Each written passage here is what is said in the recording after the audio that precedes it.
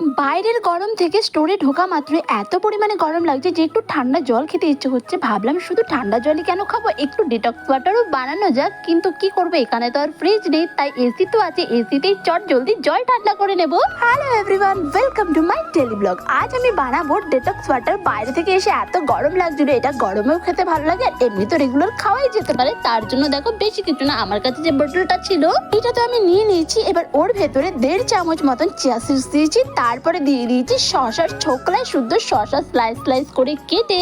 আর আমার কাছে না পাতিলেবুর পরিমাণটা ভীষণই কম ছিল, তার জন্য আমার কাছে যে এক টুকরো পাতিলেবু ছিল ওটারই রস চিপে আমি দিয়ে দিচ্ছি। তোমরা চাইলে স্লাইস করে কেটেও কিন্তু দিতে পারো। দেখো আমার ফাইনালি দেওয়া সবকিছু কমপ্লিট।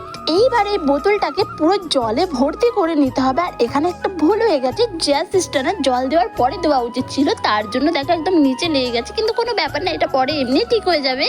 চলো নিচের দিকে যে চিয়া সিডস গুলো লেগে আছে ওইগুলোকে একটু ঝাঁকিয়ে নিই। দেখো পুরো চিয়া সিডসটা ঠিকঠাক হয়ে যাবে। এখন চলো এটাকে ঠান্ডা করতে দিই। ওই যে আমার ফ্রিজ মানে এসি, চলো এবার এটা ঠান্ডাও আর খাওয়া যাক।